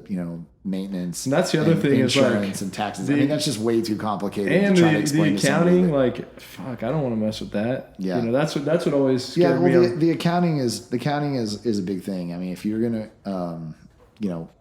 you really, if you're a commercial investor, you really have to make sure you do the accounting right, because if you don't reconcile it correctly, I know, and they call you on it and they audit you with their accountant or something, I mean, you might have to write them a really big check, if you're wrong. Right. So, I mean, I just think that you should, I mean, not to plug our management company, but I mean, like if you're doing a triple net deal and you really don't understand it, you need someone to keep your books that really knows how to do reconciliation. Yeah. I think that's one of the biggest things that we offer that is beneficial is, I mean, we can do turnkey property management where, every quarter the owner gets a check and a report, and they don't have to think about it. And we do that a lot. I wouldn't want to. And so is this your management company? It's not mine. I mean, it's D-Quick Management. Gotcha. Okay. But I mean, the management side of things is we have a lot of people that, this happens a lot actually. We have a lot of people who've like been in business for years and years and years. And they're, instead of retiring and selling their business, they might sell their business, but they hold on to their real estate and then they tenant their real estate. And, honestly, we've had situations where people are making as much money on their real estate as they were making with their business. Mm-hmm. So if they have the right building, they can just lease that out to someone else. And then they get in their RV and they go all over the country, and we're collecting checks and giving them, emailing them a report every quarter. Yeah. Or whenever they want it. We'll do every month, every quarter, every year. I have a really good example of that. I really respected this guy's business move. He owned a lot of drug and alcohol treatment centers. It was called, I won't say it, but he owned a lot of them all around Texas and United States. And he sold that business to another company. Mm-hmm. He owned all the real estate, leased that real estate back out to the same business that came in, bought it from him. And I mean, he was doing really, really well. Just off the real estate. I mean, that happens more than most people probably realize. I mean, you get people that are ready to retire, but they still want some cash flow, and they just decide, hey, I'm gonna lease this out, and I'm gonna turn it over to a management company, and I got to pay a small fee to the management company for it, but then I don't have to think about it, and then I can go to the coast and go fish and not worry about whether or not I got to go fix a toilet or fix an air conditioner unit. So yeah, we get that a lot. Do you have to balance like finding your own personal properties versus working as a broker, or do you just say, I'm going to be a broker and think about personal properties as an afterthought? I mean, for me, I don't ever really want to compete with my clients. Right. So often I'll usually, if I find a property that I think is really good and I've got a group of people that I know that'll want to buy property, I'll usually present it to them first, because it's not my job. I can't have my wings in both sides. I can't dip in both sides. I want to make sure that I'm taking care of my clients first, because that's really my bread and butter. So I'll usually offer that up to clients, and if I can't find anybody that wants it and I feel like it's a pretty good deal, then I'll move forward to do something. Yeah. But I mean, over the years, I mean, my real estate investment is not as, I had 4 kids, so making sure I can pay for college and put money away, and making sure I got money for a rainy day in case real estate turns off and I'm not making any money at my office. I've had to kind of like piece stuff together a little bit at a time on my investments. So it's not like I'm going out there buying 150,000 square feet of industrial buildings. I don't have the bandwidth to do that. So I've just kind of bought a few things here and there over the years, and it's a little bit of supplemental income, and hopefully someday I'll make a little money on them when I sell them. Nice. So one of the things I will say, and I'll probably get booed by a lot of other commercial guys for this, but I think people get caught up a lot in like triple net investments. The way I look at things is, if I buy an investment and I feel like it's a good investment that's going to appreciate a lot, if the tenant that's in there can cover the rent and cover most of the taxes and insurance, if I got to pay a couple $100 or $1,000 at the end of the year, you still have a tenant that's giving you equity every month. Right. They're paying your note, and in Austin, if they're paying your note, your appreciation has been ridiculous over the last couple of years. And going back to downtown Round Rock, so I'll just use that as a segue to talk about downtown Round Rock. Good. I've been wanting to get into that. We have I've done about 15 or 16 sales in downtown Round Rock over the course of the last 3 years, and every 18 months we're increasing the property values down there, increasing about $100 a foot.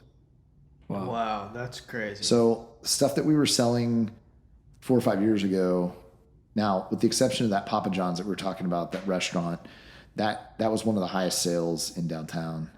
Stuff that we were selling 4 or 5 years ago for $280 a foot is now selling for $480 a foot or $580 a foot. And so it's pretty impressive what's going on down there. There's a bunch of condo units that are planned for down there. There's some big retail projects. There's South Maze corridor that they're working on. I just think downtown Round Rock eventually will be a hub for a lot of growth. I think there's some really cool opportunities in downtown that people probably aren't even thinking about. And I don't know if I want to go into too many details because I'm going to hold some of those cards. But there's some really amazingly cool things that are happening down there. And I think that what you're going to see happen in downtown Round Rock, and I don't know how to relate it to anything else, so I'll just use this, although now that area is just completely sprung into like a different planet, is the way that Rainey Street was houses, and then it transitioned into kind of funky little bars and restaurants, and now it's transitioned into like high-rise buildings. I'm not saying you're going to have high-rises in downtown Round Rock. In some of those areas, you can build 3 or 4 stories. And I think it's 3 in downtown Round Rock, maybe 4. But I think what you're going to see is, I think you're going to see people come in there and with a pretty good influx of cash into that part of the market. You've already got density. You've already got people living there. Mm-hmm. You're building more density with some of these condo projects. those condo projects are bringing a different level of quality of client, because you might have a condo that you're buying for, $500,000 or $600,000, that maybe they're a doctor and they work at St. David's, or they work at, Scott and White, but they don't necessarily want a house because they're working all the time. So they buy a condo, they buy one of those condos in downtown Round Rock. Well, then now you got all the bars and restaurants that are all down there, and the little shops. So I just think there's going to be this continued evolution of downtown Round Rock, where it's going to have this, like, it's had people didn't know about it, but it's had like this really kind of cool, funky vibe for quite a while. I mean, my wife and I lived down there, and we would walk from our house into downtown Round Rock, I'm talking about, 12, 13 years ago. And it was still kind of cool and funky even back then, just nobody knew about it. But people are starting to discover it. You got people like, 600 Degrees or Slapbox Pizza that are coming in down there. To your point, Liberty Barbecue. I mean, there's some really, really cool. Ruby Hotel is awesome. Yeah, the hotel on the creek. Yeah. I think Brushy Creek is one of the most underutilized natural resources in Williamson County. Like, we don't really realize what that thing is. I mean, it's an amazing, amazing natural resource that, and with them doing, I think people will realize it more. I don't know if y'all been in the Brushy Creek Trail that they have along there, but eventually you're going to be able to go from 183 at the Y and come all the way and go all the way to Hutto. I mean, think about how far that is. Yeah. The YMCA and 183, wow. Come all the way down Harryman Road, connect, go through downtown Round Rock, go all the way out, and then end up, maybe at least to Redbud, but eventually, hopefully, connected all the way to Hutto. So you're going to connect. Brushy Creek Trail is going to, in Williamson County, is going to connect like 2-3 communities. It's going to connect from 183 of the Y through the Sam Bass portion of the trail, through Brushy Creek. 183 YMCA, yeah, the YMCA there. The YMCA already goes. You can already take the YMCA all the way to Harryman, all the way to Sam Bass, and then the rest of it, like even if you go to like Georgetown and 79. It's running. They already got the trail put in there. I mean, behind Kalahari. I mean, I'd highly suggest you check it out. But if you think about it like this, if you have Cedar Park and Round Rock and Hutto, what's right in the middle of that? Downtown Round Rock. Yeah, so that's true. You got a trail system that runs all the way from Cedar Park to Hutto, and Round Rock, downtown Round Rock, is right in the middle of that. So, if you're on your bike and you want to ride from Cedar Park and ride all the way into downtown Round Rock, I mean, that's something you can do. And you can go eat at a restaurant and then ride back to Cedar Park. Now, that's a long ride, but you could do it. Don't eat Slapbox Pizza. I mean, it's probably 10, 12 miles to ride from, the Y all the way into downtown Round Rock. I don't know what it is, probably 8 or 10 miles. From Round Rock to Hutto is about 8 miles. I mean, you're really going to have an opportunity there.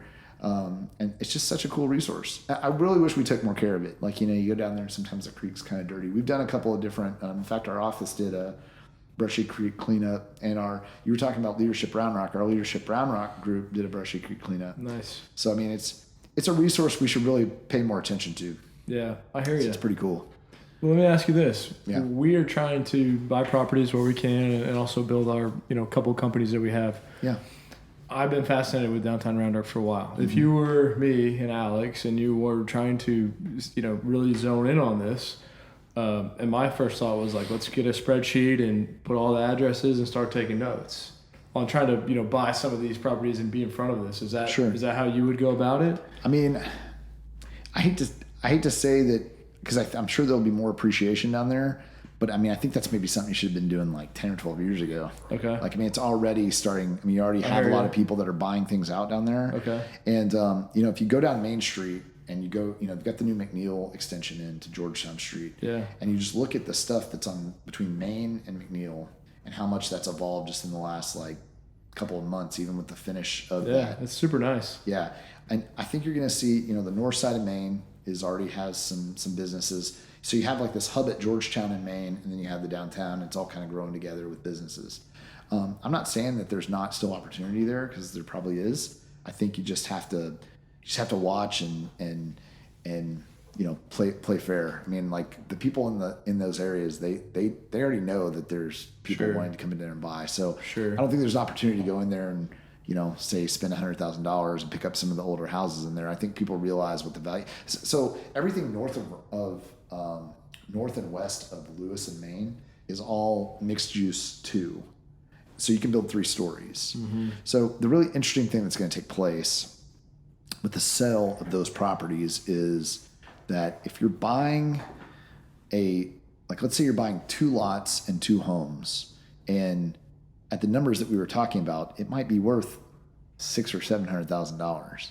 Now, it still is more valuable to go vertical, potentially, depending on the cost. I see what you're saying. But those 2 lots aren't worth $600,000 or $700,000. Yeah. So I think what you're going to see is, I think that you're going to see a continued evolution of home conversions to like shops and office and retail in those areas until the land appreciates enough in order to go vertical. Right. That's what we did with our duplex, and we bought it, and it's MU2. We got our office out of it, still a residential tenant on the other side. Yeah. But there's an empty lot across the street that's already been scraped. That the owner that we bought this property from said that someone's going to come in and build 3 stories right across the street from us. And right down the road from us is all those nice retail offices. And so we got a little duplex that in the future won't be a little duplex, way down the road. But and that's I think you guys are young enough, and I mean, I'm young enough too, really, for that matter, for this. But I think the real play down there is to buy stuff as affordably as you can, clearly, but to buy stuff, keep tenants in the existing structures and make them ADA accessible, and wait for the appreciation. And then when that comes, then you'll be in a position to be able to do a bigger project. But that's what I was saying. Like, we're not really trying to just go buy something and just flip it tomorrow. Yeah. Like, we're literally thinking 10, 15 years when we see maybe what that next conversion is, like what you're talking about. How do we just have a little bit of it, Yeah. 4 or 5 properties. Well, it's not even that. So let's say you buy, 2 lots in a block. Let's say there's six lots in a block. There's 4 corners and 2 middle lots, right? And then you have an alley. That's kind of how Round Rock is, right? So each block's about 6 lots and an alley running down the middle of it. If you own 2 lots in that block, what's really potentially going to happen is you're going to have another developer that comes in that wants to scrape everything and build something vertical, and then they're probably going to buy you out and go do that. And that's where you can, I mean, there's a bunch of different ways that you can make money out of doing that kind of investment down there. Right. We love it. I mean, and I live in Dove Creek Rock. right over there. And so like I literally walk my kids to school every morning, which is, it's right downtown around there. So I'm like always looking at these houses and these properties. And there's this one, I'd be curious if you know anything about it, but it's right behind that like Mexican bar that's kind of off the mix on Main Street. You know what I'm talking about? Which side? I think it's on Sheffield. East or Main? It's West on Main? Main Street. Well, on East Main or West Main? 35 East. side of Maze or 30, yeah. And so like there's that Mexican bar like kind of off on its own. Like yeah. And then behind it there's like this big like garage. It's a metal building. It's just sitting. There's a commercial property connected I know to what it. you're talking about. Do you know anything about that? Yeah, I sent them 100 letters trying to see if they wanted to do anything with it, but they don't ever respond. Okay. I mean, some people have stuff that they own down there, and they understand what it is. Yeah. I mean, they may be one of them. I don't know. I've mailed them so many things trying to see if they wanted to sell that. It actually has plumbing in it. That building has plumbing in it. But I mean, because that's kind of a big deal. Like, you're talking about the Tejano bar, in between the 2 Tejano bars. They're on. Yeah.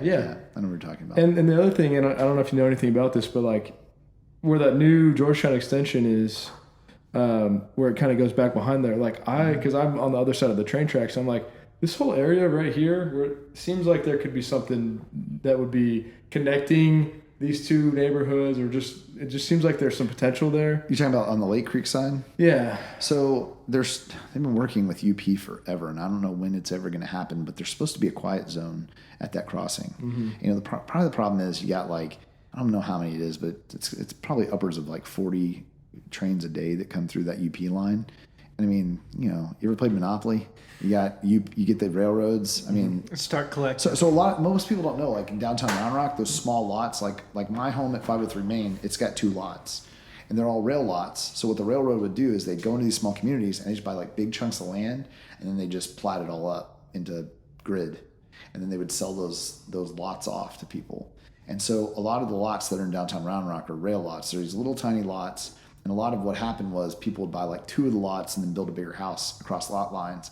So if you go down there, like my house sits on 2 lots and the house is right in the middle, right across the lot line.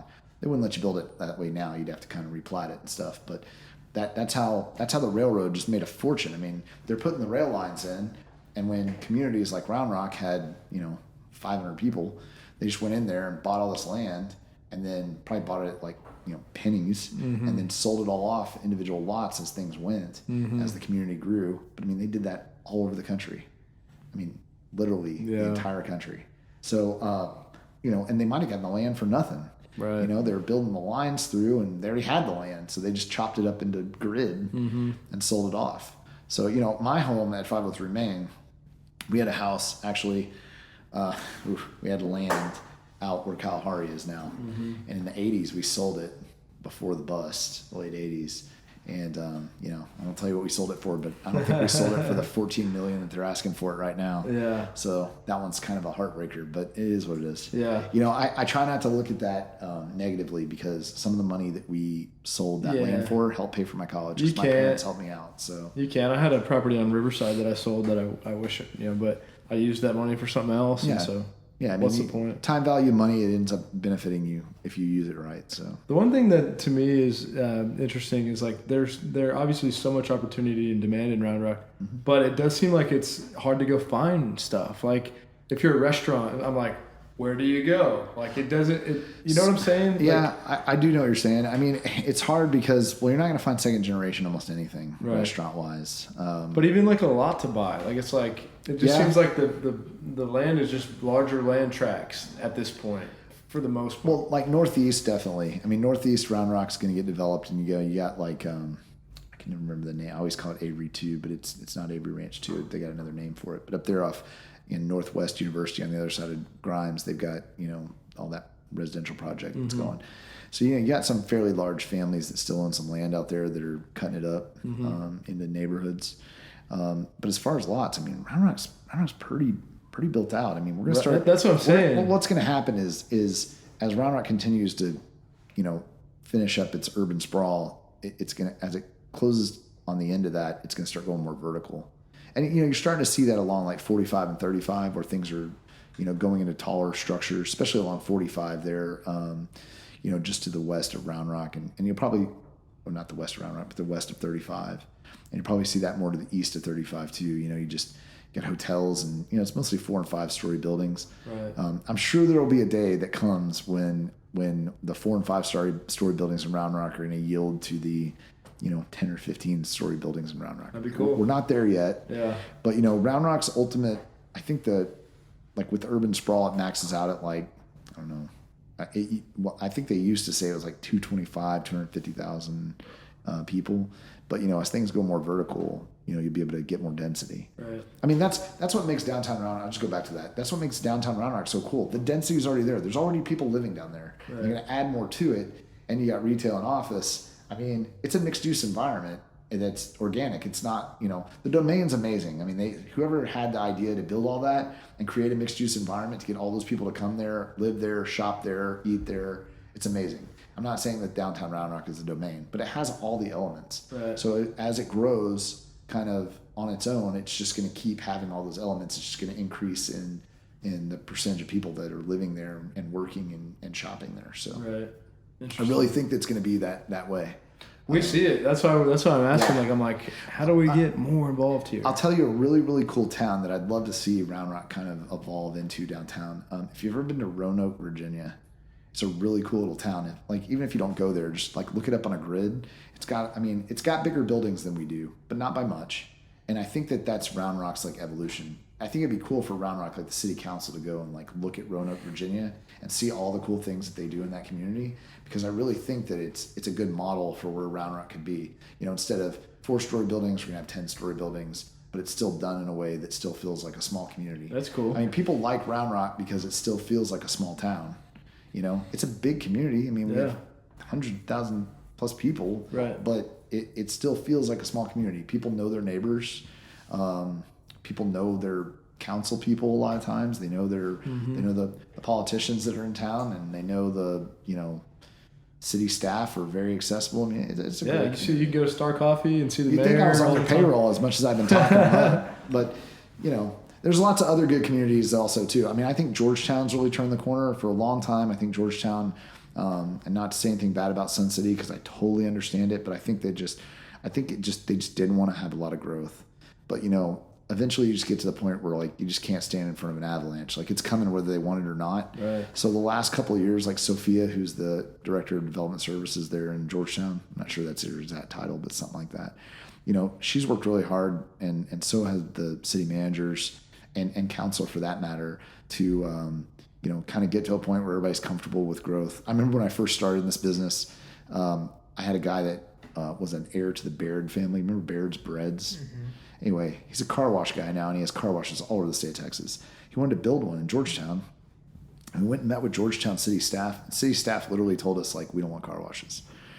I mean, how are people going to wash their cars? Right. It wasn't the right thing to say. What they should have told us, I was kind of shocked leaving that meeting. What they really should have told us is, we're okay with car washes, but we got to have some modifications to what you're doing, so that it's built in a certain, you know, standard of what we want. But anyway, Georgetown kind of had that we don't want growth kind of mentality, but so much is coming. You know, like if you get in the Rivery and all that other area, I mean, it's amazing what Georgetown's done. Georgetown's awesome. The square. I mean, there's a lot of new development, residential in Georgetown. About 10 years ago, I sold 2 buildings on the square where the music company is. It was the old print shop. I think it sold for like $400,000, probably worth like $1.5 million now.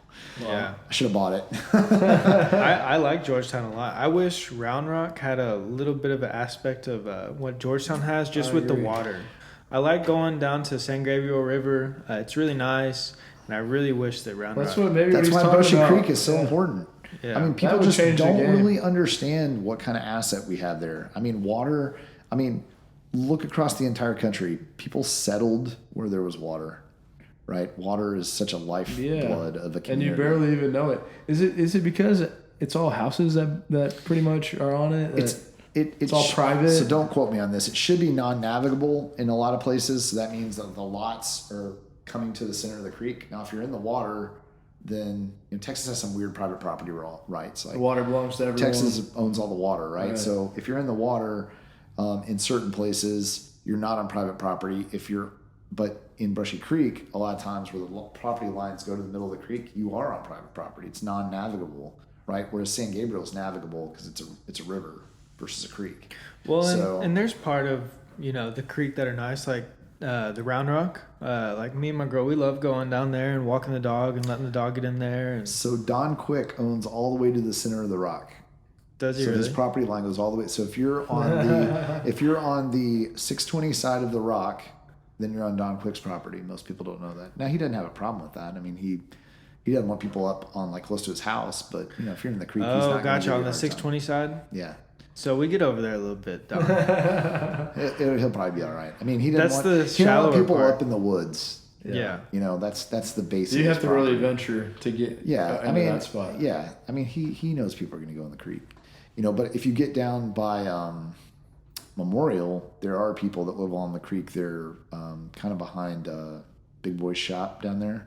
Big Boy Hester's shop down there. If you get down there on the creek, there are people that live along the creek, and I don't know if it's been as big a deal as it used to be. It used to be they would come out there and really get on you. They don't want you. My brother goes and swims on the other side of the Round Rock. He swims over there. He's like, nobody realizes this is freaking awesome. Well, that kind of presents an issue like you're talking about, because if I had, if we were walking our dog over there and it's the middle of the summer and my dog couldn't go swim because someone came out and said, hey, you can't, this is my property up to the Round Rock, you need to get over there. I would never go back, number one. So we would never walk that downtown Round Rock trail. We'd go to Georgetown, or I'd go to, what I like about Georgetown is we really love Barton Springs. Yeah. But it is crazy. Except during COVID, nobody is at Barton Springs. So it was nice, but we go to Georgetown, and so if we weren't able to do that here in Round Rock due to the private property, I mean, that would kind of prohibit that whole... So this is like total, Round Rock's, the Brushy Creek spring fed.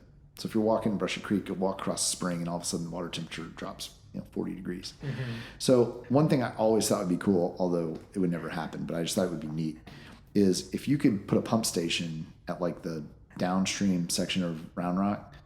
But it's too much private property, so this would never work. But I just thought it'd be cool if you could pump water upstream and have tubing along Brushy Creek. I thought that'd be really cool. It's probably not gonna. That's not something. I agree with you. That's not realistic. And we've done it when it flooded. We took some tubes out there. It's not realistic. One of the things that I think we're gonna have to address at some point is some of the little floodwater dams that are like in our parks and along Brushy Creek. Those are gonna have to be addressed at some point. I mean, those were done during the 40s and 30s and 40s in the New Deal, where they were building flood control dams. Talking about to the left side of Chisholm, by the Round Rock. Chisholm. Yeah, like those older dams. You just don't want to have one of those fail and then wash people out with a bunch of gallons that they're holding. So at some point, there's going to have to be some. I mean, that's a problem that's nationwide. I do a lot of fly fishing, so I'm constantly on the river and on the creeks and just mindful of the river. And a lot of places they're removing a lot of those flood control dams, but I'm not sure that makes sense in the hill country. Probably gonna have to do some repairs to some of those dams. But yeah.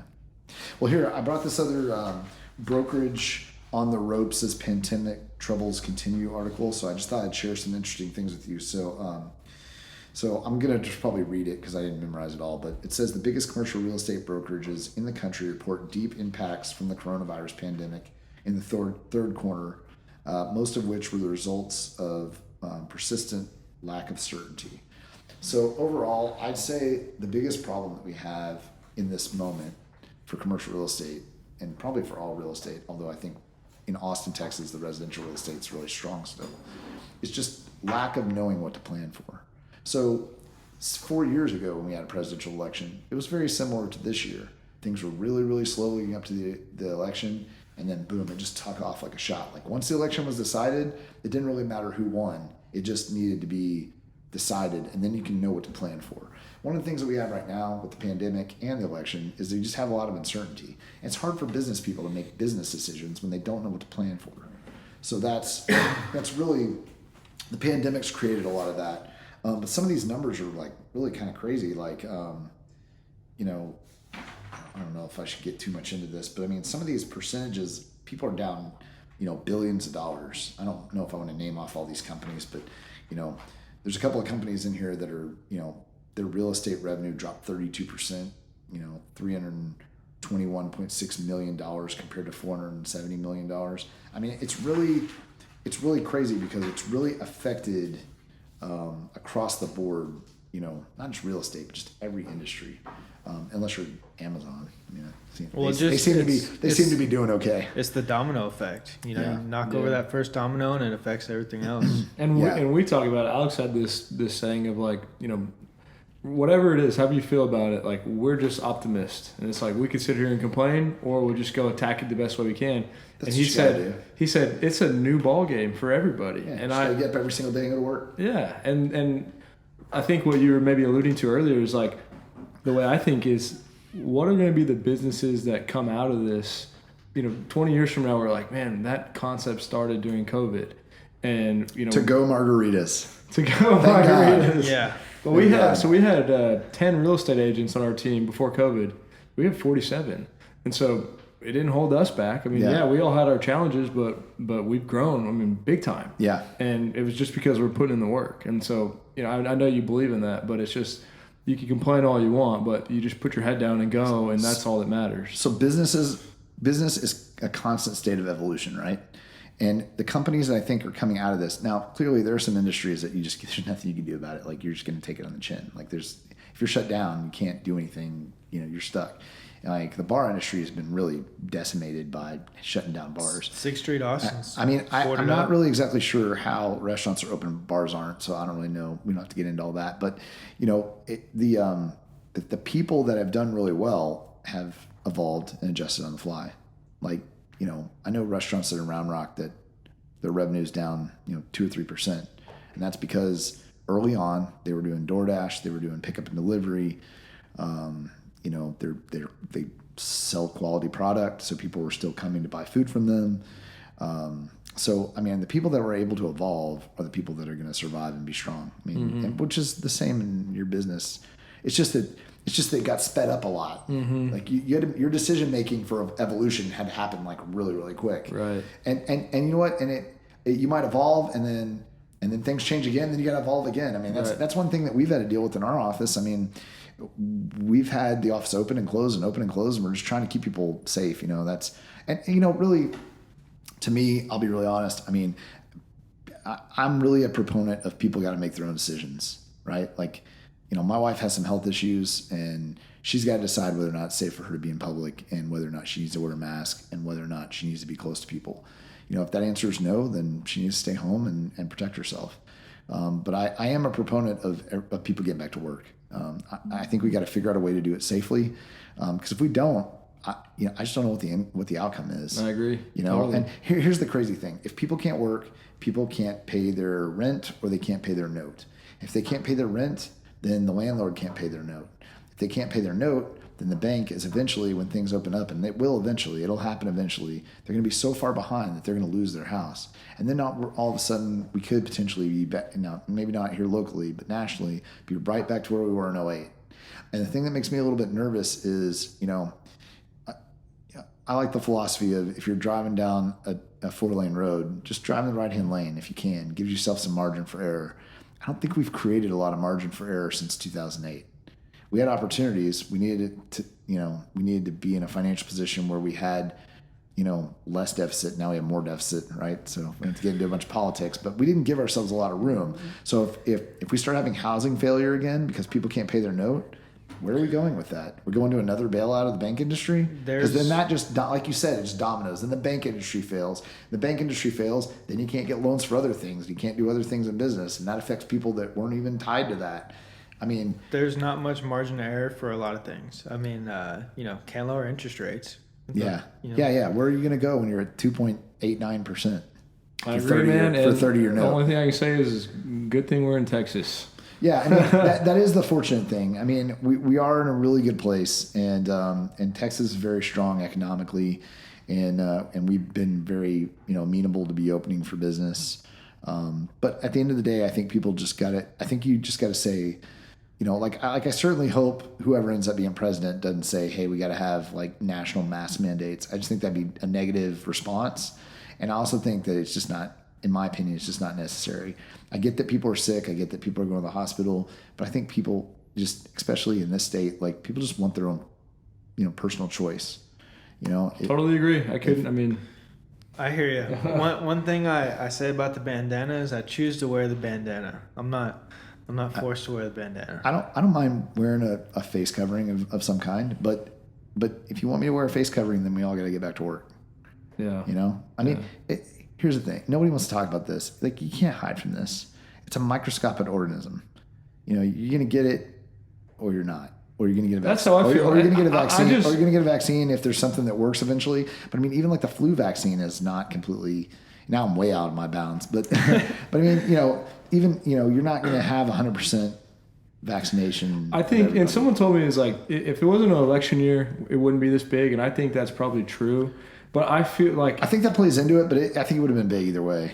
I hear you, but you go to a restaurant and you wear it until you walk to your table and then you take it down. It's I can't logically just follow these rules. It's because when you're sitting down, you're safe. When you're standing up walking, yeah, you're not safe. COVID does not spread when you're sitting down. Right. But it attacks my thought of having my own thoughts. It's I can't think for myself. I just have to do this. Well. So, I agree. So that goes back to personal responsibility and just people protecting themselves. We're all three of us are working in an essential industry, and I've been working this entire year, with the exception of the couple of weeks that we just stopped. It was all stop, And even at that time, I was still going to my office and doing emails, even if I wasn't supposed to. Stopping work is not an option. Well, but okay. So here's the thing that I always worry about, and this goes back to working hard and just how much has this affected.